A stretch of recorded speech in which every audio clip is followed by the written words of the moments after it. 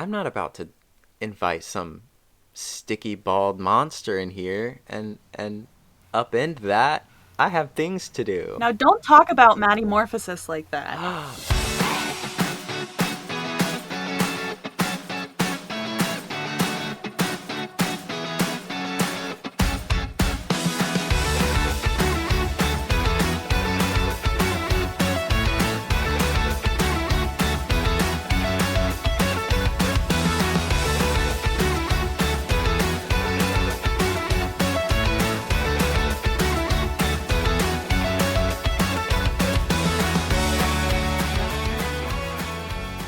Hello.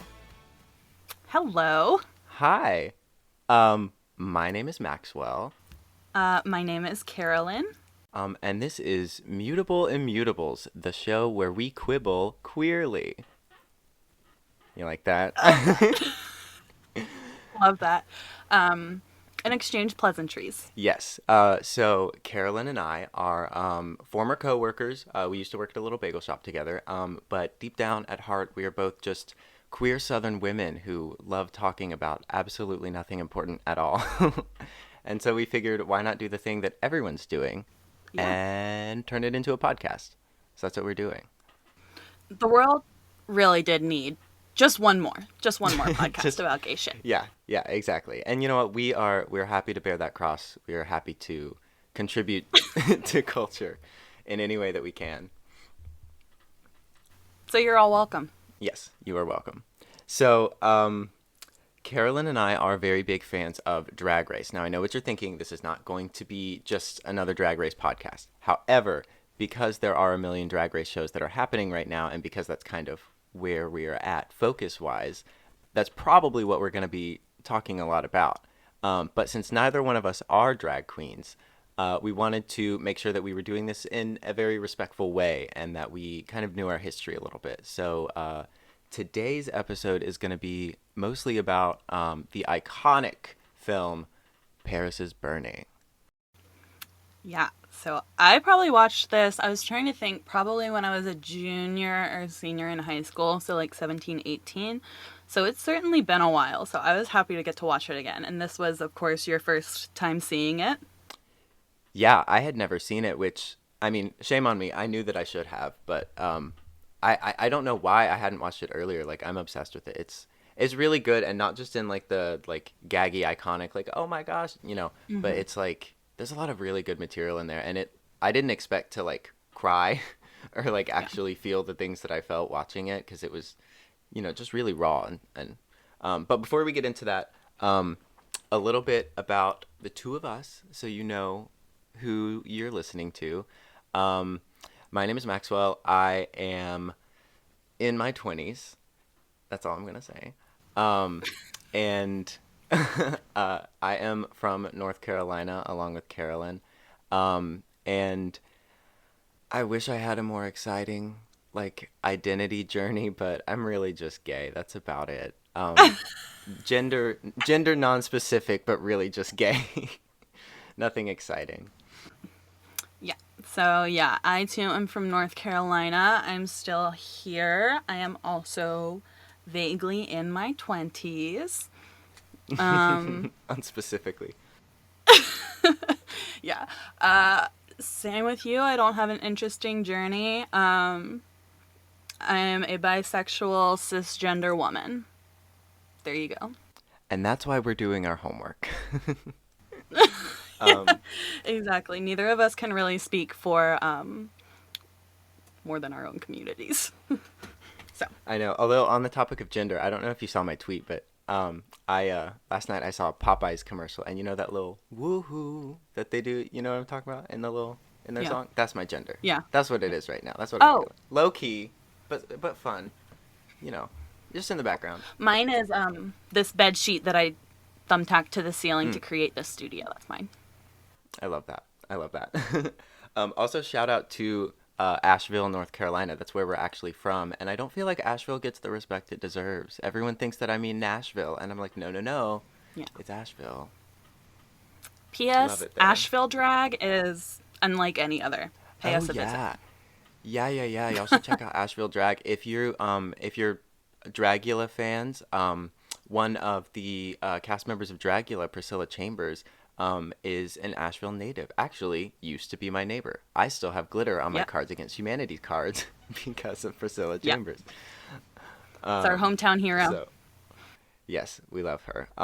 And for those of you wondering why the podcast is called Mutable Immutables, it is because Carolyn and I are both mutable signs. I am a Gemini and she is a Sagittarius, and we can't be muted. I'm sorry if you hate astrology. If you do, this is not the podcast for you. We're not professionals, but it's all we talk about. Let's talk about the elephant in the room. This has nothing to do with coding or Python. Yeah. Oh, yeah, yeah, yeah. I learned when I was when we were making the socials and stuff for the podcast that mutable, immutable, those are like coding terms, Yeah. and I was like, I don't know, so blinded by the stars that I just didn't think they could Yeah. mean anything else. But So here we this is are. not that. This is not that. No, no, no. I tried to learn how to code a little bit, but this is not that. All right. Well, you want to get into it? Yes, let's get into it. So, Well, the let's film start off. Paris. So, sorry, I Go was going ahead. to start off just by saying so Paris is Burning, being a documentary, came out in 1990, having documented the last couple years. I think it starts in like 87 or so, Hmm. of the Paris is Burning ballroom scene. It's a documentary that was kind of pushed ballroom culture into the mainstream for the first time. So even in the doc, they talk about how it's already sanitized, kind of whitewashed for the masses. Hmm. So that's kind of where it's at in the discussion. Yeah. When so if you've never seen it and you do watch it, don't be surprised if you have the urge to just like Google everything you can about it and everyone that's in it as soon as it's over, because it really is that interesting. And I was surprised to learn that shortly after it came out, there was some controversy surrounding it that still exists today. Um, but even back then in the early 90s, some of the controversy was very similar to what we might hear today about the filmmaker. Even though she was part of the queer community herself, she was still a white woman from a certain amount of privilege. And so a lot of the people, especially those in the film, on the one hand, they did like the attention, but on the other hand, they weren't 100% sure how they felt about it, because to them it seemed like it was being marketed towards like a film made by white people for white people about black people, because this was very specifically the Harlem drag scene, which was kind of created in response to the rest of drag culture in New York not being very accepting of non-white queens, and so these amazing queer people of color do what they do best, and they made a space for themselves and they made it better. And we are still feeling the influence today, and we still get a lot of the same language. We still get a lot of the same attitudes. Even on Drag Race, you see looks that are inspired by some of these queens still today. So, very, very, very good film. Yeah. Drag Race every once in a while will acknowledge Paris is Burning. They'll say, in the great tradition. But Yeah. some might say that there's not enough acknowledgement of how many exact phrases come directly from that film. Yes, and let's talk about the phrases for a second, because most of the iconic drag phrases that you know or that you'll hear on Drag Race, like 10, 10, tens across the board and all that, came from one person, and his name is Junior Yeah. LaBeja, and he is still alive today, or LaBeja, I'm sorry. He's still alive today, and I've read some interviews that he did, and he's not 100% thrilled with Paris is Burning, and he actually turned down his offered compensation for it because he felt like it wasn't enough. But he also said that he is fond of RuPaul, even though RuPaul and the producers never accredit any of these iconic quotes to him, which I feel like they should. Yeah. But very wonderful, very witty. Love him. Definitely. And that's, of course, House of LaVesia, started One by of the most iconic houses. Yes. Mm-hmm. yeah, started by Crystal Abeja, of course, and then at the time of filming, the person you're hearing from, Pepper LaBeija, is the current house mother. Yes. And So, fun fact, Krista LaBeija, who had a documentary made about her called The Queen because she was that iconic, uh, she actually was RuPaul Charles's first drag experience. The first time he went to a drag show, he went to one of Crystal's shows in Atlanta, Georgia, which I just thought was kind of neat and how it like feels to us like it was a long time ago because A, we weren't alive, and B, drag has changed a lot, and the you know all the energy mhm. surrounding it has kind of evolved. But yeah, it's kind of neat. Yeah, The Queen 1968 is a documentary about Crystal LaBeja's involvement in this pageant that happened previously. Sometimes we like to forget, 1968. yeah, we like to forget that, drag existed before, Divine and Paris is Burning and kind of like the mainstreams. It's always been Yes, around. drag has been around for a very, very long time, even before Crystal LaBeija, honestly. But that's another Yeah. episode. We can talk Yeah, about let's not even get the into history of that later. Yeah. yeah. So one of the things that I found kind of most compelling is uh, the Harlem drag scene in some of these houses. They were created specifically to be a safe space for people to literally just authentically kind of just be, which is something that is still very important today. Obviously, drag is a lot more popular and there's not as much controversy around it as there used to be. Um, but back in the day, this was, I think it was Dorian Corey who said that when she was talking about realness, that like if you make it back to your apartment with no blood on you, then that means, you're doing well. You And pass. it's crazy to me that, I Yeah. mean, like, I understand the mindset was different, but Sure. But I mean, the point is that like so many times your drag family was like your only family that you had.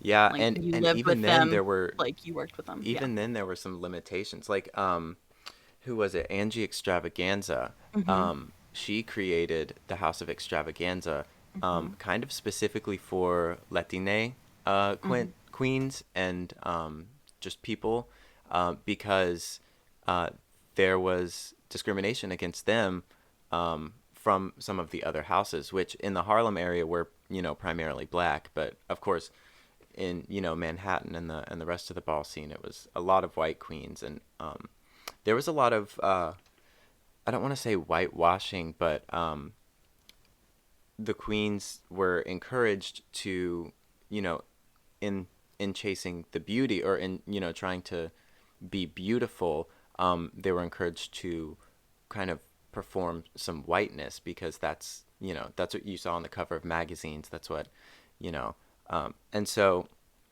I loved when they were talking about or when they were doing the professional balls. I can't remember if that was the word that they used, but where they all dressed up in like suits and stuff like that, Yeah.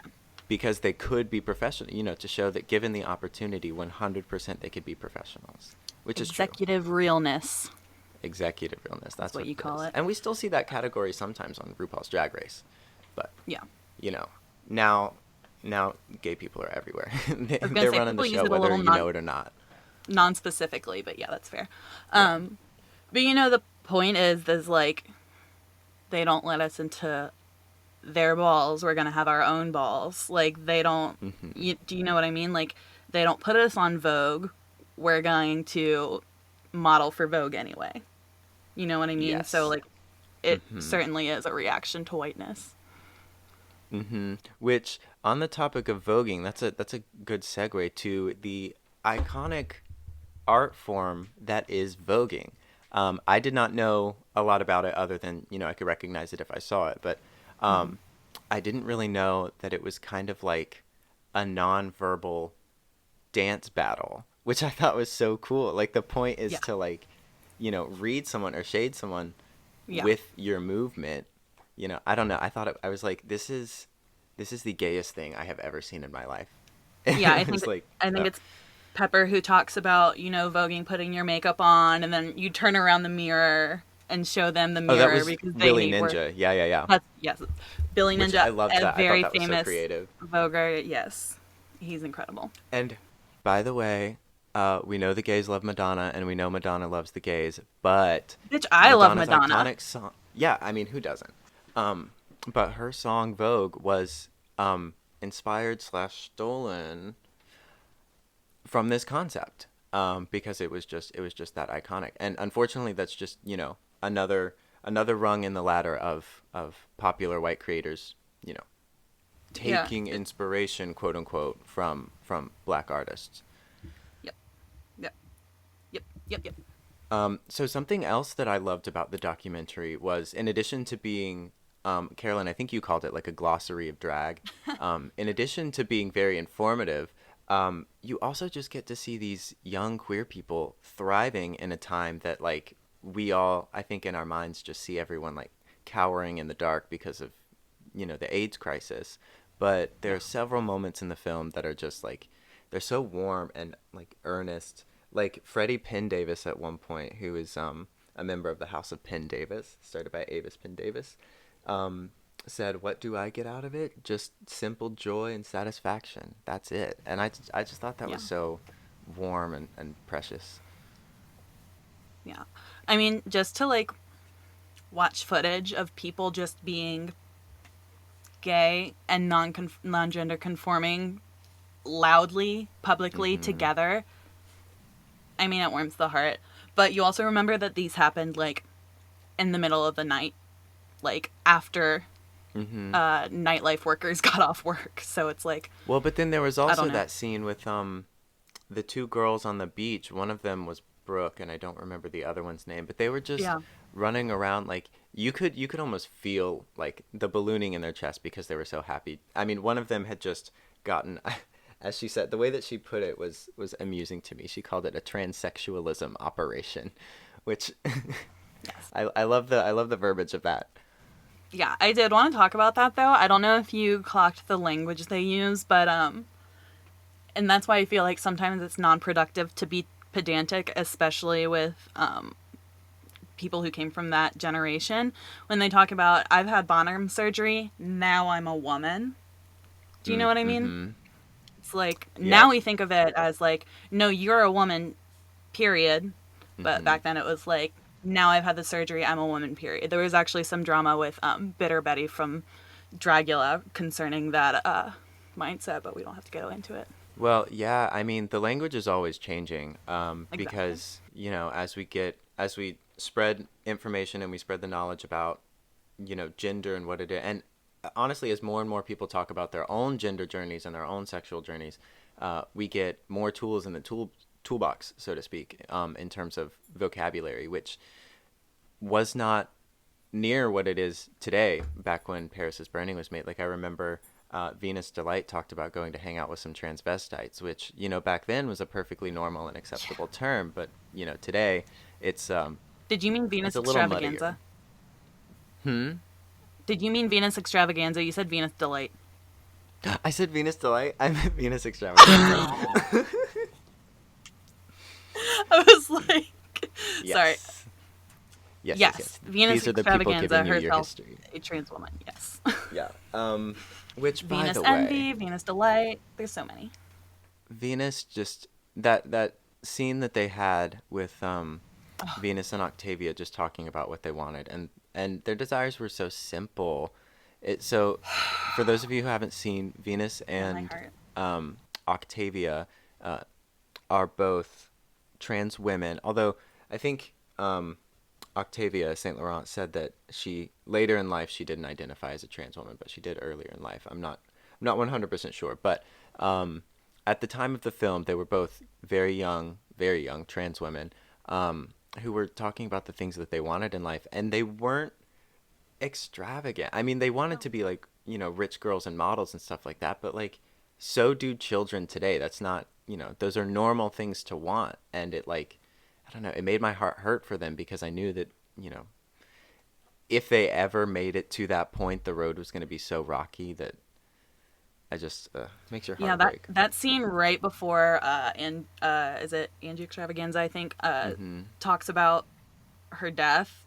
destroyed me. That's when the tears started flowing for me. I was like, fuck, I Yes. forgot this. Unfortunately, yeah, Venus Extravaganza was murdered before the documentary was released, and so her drag mother, Angie Extravaganza, had to identify the body and notify Venus's parents about it, and it was just very tragic. And I mean, this is still something that happens today. I mean, the idea of a chosen family is a lot more popular now, and I want to think in my heart that there are like trans kids out there that have a place to go, but a lot of them don't. And we see crimes against transgender people like still proliferated way, way, way more than they should be today, and it's just it's baffling and it's tragic. It breaks the heart because all that they want is a place to like belong and to feel normal and feel like it's okay for them to love themselves and be themselves, and then people just take advantage of that in the worst ways. It's really terrible. Yeah, no, you're right. And it's a fate met by, I almost want to say like most trans people during that time involved in that scene. Mm-hmm. Yeah, I mean, even still today, I think the life expectancy of a trans person, it might vary by demographic, but I think it's around 30 or under 30. 35. 30 years old, 35 years old. That is insane. Like, Yeah, it's, yeah, it's awful. folks, if you've got a trans friend, just make sure that you give them all the love that you can because the world has not been kind. The world's not kind to anyone. Um, So, overall feelings, how did the film make you feel? What stood out to you? It makes me proud. I don't know. Just like we've always been here, we're always going to be here. Like I said, just like seeing people exist and be gay together in public, just it makes me emotional. I'm just so proud. It makes me proud. Yeah, I kind of feel the same way. There's a part of me that wants to call this my history, but I don't think that I can because I'm Sure. not a drag performer. I am not black. I'm just a very privileged person who is benefiting from the hard work and the artistry that they In the did art. back then. However, um, it does make me proud to be a part of that community. Because it's hard to think of a community more resilient um, than the queer community and the black community, and the intersection of those two and how they just create culture. I mean, like we still hear some of the word for word phrases that Some. they used in the movie. A lot of them, Some yeah, of them. um, yeah. Shake the dice, steal the Um, race. it was just overall fantastic. I mean, I don't know. Yeah. It definitely made me want to investigate more into Yeah. the different people from the film, which I did. I looked into a lot of them. On a lighter note, like let's talk about the outfits. Like that Yeah, shit's fun. And I feel like literally. now with Drag Race being so public, it's like we think of the Gigi Good and the perfect Mm-hmm. seamstresses and the The fashion Violet Chachkis. influences. Yeah. Exactly, Violet Chachki's. I love, no this is not. But I don't know, it's just nice to see people in like real clothes walking the runway. Yeah, yeah, Executive yeah, yeah. realness. Literally the first note that I put, which by the way, um, I have four front and back pages of notes. You hear that? Those paper ASMR sounds? That's because I don't know when to quit. Um, And but I have literally the first, my brain because I don't write. yeah, okay, whatever. um, that big gold number that Pepper LaBeija came in at the very beginning, I was like, this is it. This is it. This is yes, yes, 1,000 times yes. And now that I've seen the film, I'm gonna be looking out for on Drag Race. I'm gonna be looking for contestants who take direct inspiration from these because allegedly it has happened before. I don't like I Oh, because I've Aja never was seen it. I fully. never Aja. No, Aja was constantly talking. What was she, season 9 or so? She was always Yeah, about like she would call herself like Aja LaBeija or something like that. Like she was very inspired by that house. Don't quote me. love that. Oh yeah, so let's talk about houses really quick because this is super interesting. For those of you who don't know, houses in the drag world, as described, I think by it might have been by Pepper, it might have been by Dorian. I don't remember who called it this, or maybe Willie Ninja. I don't know. But they called drag houses gay street gangs, and instead of like physically fighting like street gangs would, they would vogue it out on the ballroom floor, which I think is fabulous. Um, but It's like the Jets and the at the Sharks snapping. yes, yes, yeah, yeah, yeah. Um, which I just love the idea of that. Like you're walking down an alley, and I mean, have you seen those videos of like the army of queers like in all black, and they just like walk? No. You know what I'm talking about? Okay, No. well they're on TikTok and stuff. It's like these. I don't know. It's Oh. fabulous, but that's what I think of. I'm too old for TikTok. Okay, all right, vaguely in my 20s. Um,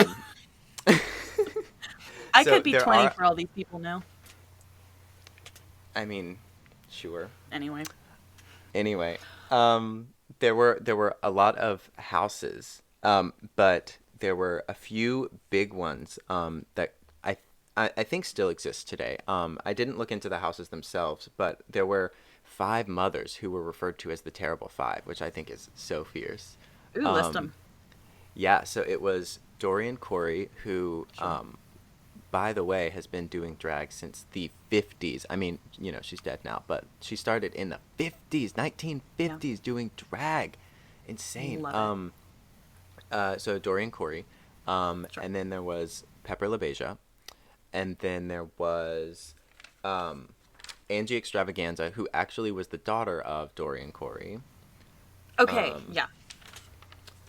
who else? Um, Oh, there was Avis Ninja. Pendavis, who Oh. wasn't featured a lot in the film. Um, No. and House of Ninja.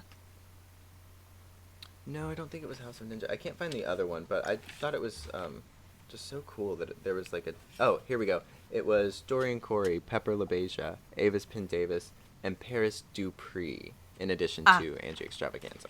And Sure. Paris Dupree was also not featured as much in the film.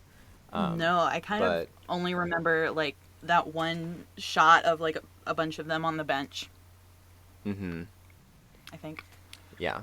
Which, Anyway. speaking of Penn Davis, as I mentioned earlier, Junior LaBeija is still alive today, as is Freddie Penn Davis and Sol Williams Penn Davis. They're the only three featured performers from the film who are still alive today. And two of them were in an episode, or maybe more than one episode, but they were on Pose, the show on Netflix. And there was one other person, but that person died in 2018. I think maybe was it Hector? That sounds Hector that sounds Extravaganza? right. Yeah. That sounds Um, familiar. I honestly don't know. I haven't watched Pose in a long time. But those characters, like, it's based on the scene, and like, some characters are supposed to like represent real people, but I don't know if I don't mhm. want to say they're necessarily based on them. But it's like they do cover the Dorian Corey drama with like the With the main mummy, like character, the mummified the man. mummy. Should we Let's just talk talk about about the the mummy in the mummy. room? Let's talk about the mummy. What the fuck? So after Dorian Corey died, some friends or whoever came to clear out her all of her things and her gowns and whatnot, and they came across this one trunk that was super super heavy. Probably assumed it was just like beaded gowns or something. I don't, but I think she like cracked it open or something. There was a smell. That's how they noticed, and I think that's when they called the police. This is all off the top of my head. I think I'm remembering that correctly, and it was a corpse of a man who hadn't been seen since 78, sometime 1968. 68. Yeah, Thank you. he went missing. His family last saw him in 1968, and he was found after Dorian's death in 1993. So that is 25 years that he has been missing and allegedly in Dorian's possession. Now there is some controversy and a couple different theories about how he came to be there and whether or not Dorian had anything to do with it. Well, so the general consensus is that this is a man who had some legal strikes against him. Like, I think he had some charges on his record before. Most people say that he was either an intruder, a John, something like that, and it was self-defense. Mm-hmm. That's Occam's razor. I mean, who knows? But, however, interesting point is that Dorian Corey moved in there in 1988. So it's like, what are the odds of her carrying a trunk with the body of a grown man across the city, or that the chest was already in the apartment when she moved in? Now, I will say not to. I mean, I don't want to necessarily blame her for this. And even if she did have a dead body in her house for 25 years, you know what? Work, It whatever. happens. Cool. Work. But she worked as part of a traveling drag cabaret troupe for a while, which involves a lot of lifting and carrying. And so even if she didn't have help, I feel like Fair. she probably could have transported it. Now, let me paint you a picture, though. This Okay. is, late 1980s, early 1990s. Trans people were not welcomed in general society. And so she, I assume, did not want to bring any kind of attention to herself, and implicate herself, because whether or not she had Oh, anything to do with it, she would have yeah, been no kidding. implicated. She's not going to the Yeah. police. Would So you, in her no, position? no, No. no, No, thank no, you. no, no. I don't call the police ever. That was Anyway, that was I her best talk bet. back to the police. Yeah. Different story. So I mean, good for her work. Work. It's just it's crazy. I don't know, and for whatever reason, it felt very drag to me. Like to take the secret of a dead body to your grave, only to have it found after your death. Like, oh, I love that. That's what's wild to I me. love Like, that for her. during the filming of Paris is Burning, like, she knew. Like, Yep. she knew. Yep. She's putting on her makeup and she's like, these bitches And it, don't know about that dead body that and I it got. strikes, she has a very, like, leveled demeanor, too. And you can't help but Hmm. wonder, does it have to do She's with that? very poised, and I think that's why I love it so much, because it's like, Mm-hmm. she is presenting this very poised, very controlled, almost regal, I would say, Yeah. kind of, energy, and she's got a fucking dead body in her house. Icon. Iconic. I love it. It's insane. Get into it. We don't condone murdering somebody and harboring their We body. do not condone murdering somebody. Well, I mean, Improper if they're a rapist disposal of a or an corpse is abuser, against the law, I believe. So don't do that. yeah, protect Anyway, yourself. Do what you can. Yeah. it was a different time. Let's not get into legal trouble here. Um, so I do want to talk about kind of what some of the featured performers have been up to um, since the film. Now, warning, unfortunately, a lot of them do have kind of more tragic ends. So I'm going to try not to focus on it too long. I don't want things to get too heavy. But we'll start with those that are still with us.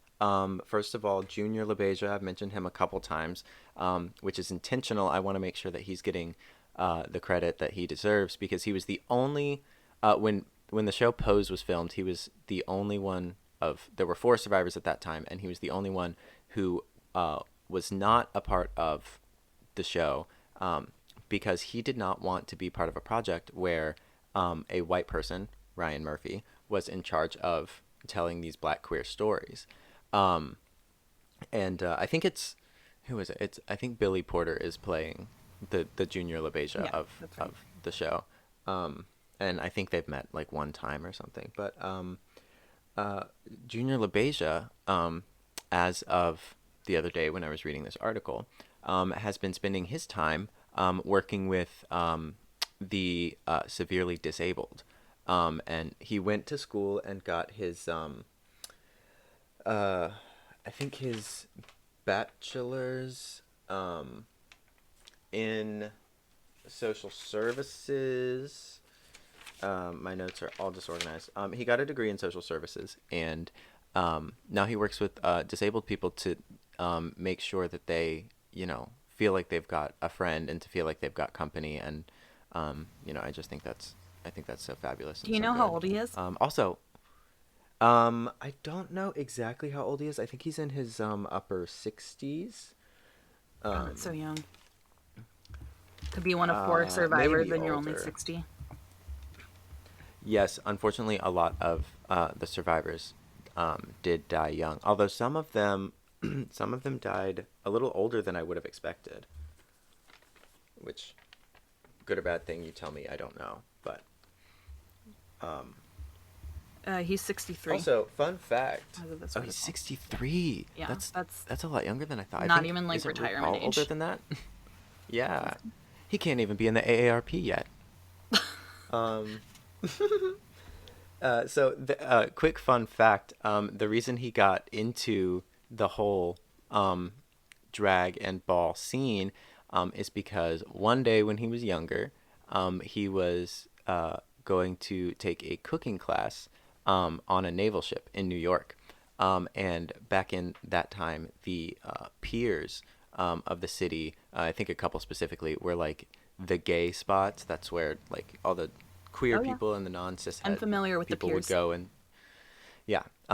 And so he went down there and he said he got all turned around, did not know where he was going. And so he asked a stranger, like, hey, do you know how to get to this ship? I'm looking, you know.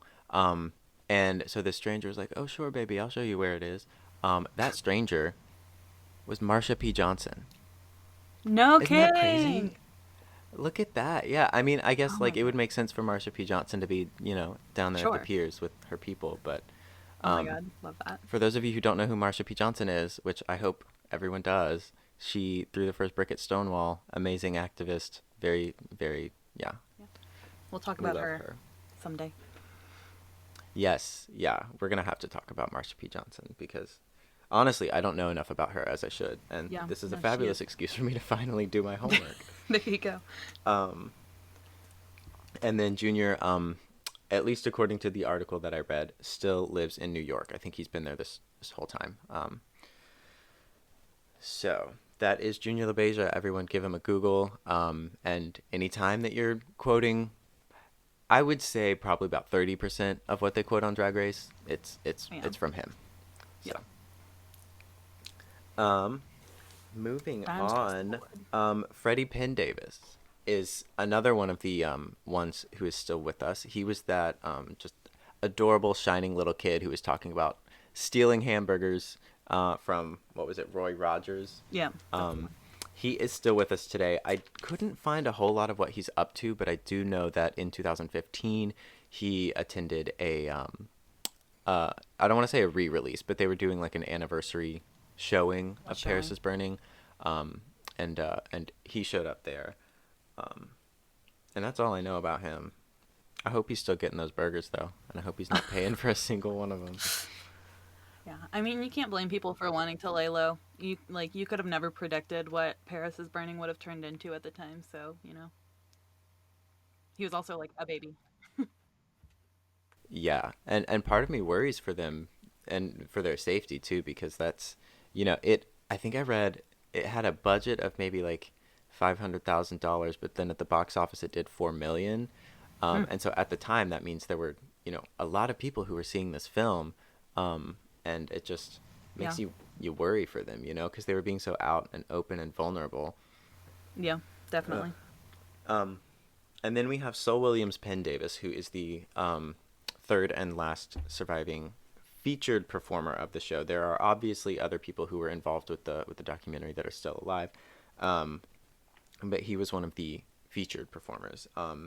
And if you don't know who he was the one in the military uniform. Um, I don't really know what he's been up to other than being a guest for some interviews and on some radio shows and podcasts and stuff like that. Mostly for specifically Paris is Burning. But you know what? As much as I want to know like what they're up to and what they're doing, I'm kind of glad that they're like that it's like, you know, not They're just just out living on their the lives. internet because Yep. yeah, you can I feel like you can Google anything about anyone and find out what they're up to, and that's like, you know, just Yeah, because we can doesn't mean we should, you know? Like live and let you're right. live. It's not our business, You, especially for someone whose business was put, you know, kind of on blast, you know, back then in a time when it was really yeah, dangerous. yeah, definitely. I mean, even if in those crowd shots, who how many people of those, wouldn't have wanted their face in that shot if they had known how big it would be? Do you know what I mean? Speaking of, So, Carolyn and I have heard a rumor that Miles J from America's Next Top Model Miss J. is Alexander. visible. Miss J Alexander, or not Miles J. Miles J is a YouTuber. J Alexander. You're Oh killing my me with god, these. I'm doing great today, guys. The great Miss Yeah, Miss J. J Alexander. Alexander. Yeah. Um, if you know where she is, give us that timestamp, please. We were looking, we couldn't find her. Also, I had heard that I swore I had heard that rumor somewhere that you could see her in it, and then as soon as I saw somebody who looked like her, I was like, "Is that her?" And then I couldn't find anything about it online, so I'm like, Oh, I don't really? know. Maybe I made it up. Hmm. Maybe it was speculation. I was also kind of looking to see if RuPaul would be there, but I didn't. I did not see her. I don't even know where she was living in that time either. All I know is that she moved from Atlanta to New York with Bunny. That's all I know. So she was probably still in Atlanta at that time because she was. If that was well, no, that was the '90s. No, she would have been in New York. I don't know. I don't know. It doesn't matter. Um, and then so unfortunately, a lot of the other performers that we saw in there did meet kind of more tragic ends. Yep. Venus Extravaganza, who was that just so young trans woman that we saw, the one who just wanted to be an affluent white woman. As we said earlier, she unfortunately she was murdered in a hotel room, and her mother, her drag mother Angie, had talked about her and how she was always a little less careful than she should have been. But it's she took those risks because she wanted to go after what she wanted, and it's terrible that it ended that way. But I kind of have to give her some respect for even though the world was as dangerous as it was, she wasn't going to let that stop her. She was going after what she wanted, and she was trying to make things happen. Unfortunately, yeah, quite a few people met their end, either violence or the AIDS crisis. Yeah, Mm-hmm. it's Yeah, sad life. Venus was and so young too. Venus Yeah. was 23, and then Angie Extravaganza was 28 when she died. And she died from AIDS as well. And even worse, her family buried her under her dead name. That's How terrible awful. is that? I'm sure that probably Yeah. happens all the time, honestly. Yeah, it it's but it's heartbreaking too. It is. Um, then Pepper, for a while was known as well, she is known as the last remaining queen of the Harlem Drag Balls. Um, she was the direct descendant of Crystal LaBeija, who founded the house. Um, and she went on for a while. She lived to 57. She did not die from HIV, but there was the official cause of death, I believe, was a heart attack. Mm-hmm. Um, but she had diabetes, and she spent the last 10 years of her life mostly bedridden. But she had a couple kids with her partner. I think Oh, one of really? them was a stepchild, and another I think was a biological daughter. That's nice. And they had a lot of time together before, you know, Oh, which I think is great. I yeah. mean, I'm not saying if you're, a gay person to go out and try to have biological kids because, whatever, fuck kids. But like, I don't know. I thought Official that was stance of nice. the Like she got podcast. official stance of the podcast. Fuck Fuck kids. them kids. However, I do want kids one day. I think. I don't know. I used to really want kids. Like it used to be all I thought about because I was raised Southern. Mm-hmm. But the older I get, the less I'm like, because it's like I can't be the baby if I have a baby. You know what I mean? Stop.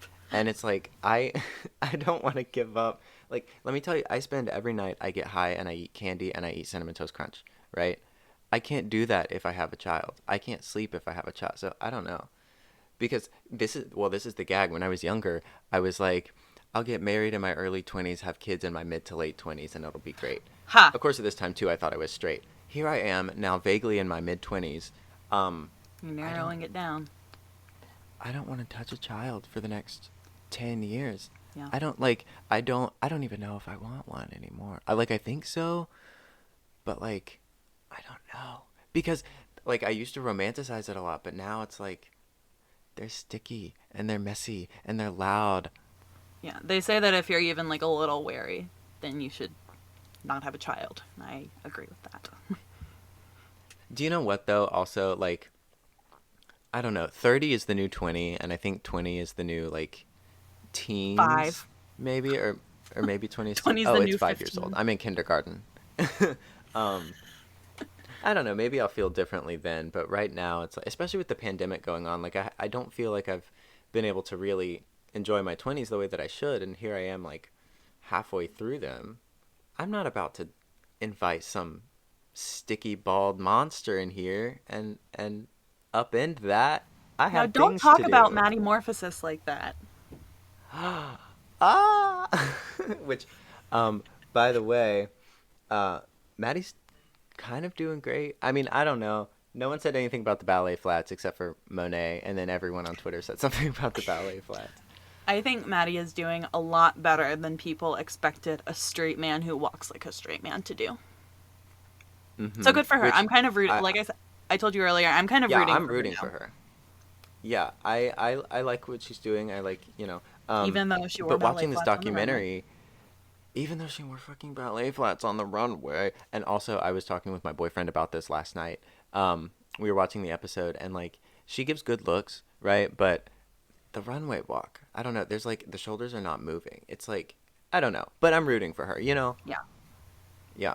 Um, but I actually, when I was watching Paris is Burning, I had a moment where I thought about Maddie Morphosis, because is this a direct quote? No, no, no. But with the drag balls, queer people just they didn't have a space, so they just made one, Yeah. and then they welcomed people into it, to give them a home and to make them feel safe, Hmm. and it kind of made me think of Maddie Morphosis because it's really easy to hop on there and say, oh, this is a straight person infiltrating a queer space, right? But I think that what's more important is that she's being I mean she is a performer, and she does really well, and she was she's not doing it for any kind of you know not malevolent, but like her Yeah. intention, she's not trying to It's be not like a straight straight spy pride. or whatever. Yeah. No, It's it's not straight pride, no. And she said in one of, I think it was episode 2 in Untucked, she said that being a drag queen has opened her eyes to the experience a lot more, because like if she leaves her house in drag and there are people around, because she's from Arkansas, It's not like they're gonna ask like she feels that somebody dressed up fear. in drag, "Hey, are you straight or not?" Like they don't fucking care. They see a person dressed in drag. Yeah. You And in know? the deep south, people still get beat up for that Yeah, kind she's of from thing. So I think it's Arkansas. I think it's very I think it's very good that we are seeing her on the show, and that I mean I've seen on social media and stuff, I've seen fairly positive reactions to her. Like I haven't seen anyone losing their mind over the fact that she's straight. And so I don't know. You I should think get on it's I Reddit think it more serves often. as I don't agree with that. It's not generally But the like she's consensus, but being it's the legacy of the yeah, drag ball scene, I think, sure. to welcome people and give them a home when they need one. Um, There was a funny moment on Dragula when Disasterina came out as having a wife. It was like a moment of shock. Any final thoughts on Paris is Burning I just as a first time watcher? uh, I have a lot of thoughts. I want to see more. I wish that these these wonderful wonderful people were born during better circumstances, but it's also important to just as we're going through life and enjoying trivial things like a straight person wearing ballet flats on the main stage of RuPaul's Drag Race, the roots run a lot deeper, and Drag my ass. um, it's important to not let these people be forgotten, especially because just everything that they went through was such uh, Yeah. uh. I'm just very grateful for, shall we say, content creators back in the day. Before everybody made a documentary, not only Paris is Burning, but like, just the photographers who took those photos. Like, I'm just so grateful for those. One of the most I think compelling things about this documentary is the fact that like there's not a lot of fanfare to it. It really does just feel like you've, Oh yeah, stepped through like a portal right into late 80s, early 90s New York, yeah, into the queer scene, and it's, you know, it's just wonderful to see that kind of history happening like in real yeah. time, you know. I love it. Instead of like a TikTok dance where they're like, you know. Although speaking of TikTok, I do still see videos on TikTok of people just like voguing. Have you seen those? Or they have Are like they vogue actually battle. It's not voguing, like or a are they full doing ball. what I do? No, no, no. It's like a it's not a full ball situation, but it's like a big crowd of people and they've got a couple people who are like fully voguing um like in the middle of the crowd. I don't know. It's just nice to see that that's still like so much of what we see in the film is still like around today, which is Definitely. wonderful. Yeah. Um So for those of you who have not seen Paris is Burning, go out and watch it. It's a fabulous film. It really puts things in perspective. Um, Watch Pose, watch Drag Race, watch Legendary, watch more gay shit, watch The Queen. yes, but most importantly of all, go to local drag shows. Tip your local drag queens. Or if you can't tip them, take pictures of them Venmo them. with as much permission as you can, and like just spread the word about it. Be their cheerleader. If you can't tip in money, tip with your energy, um, because it's an amazing art form.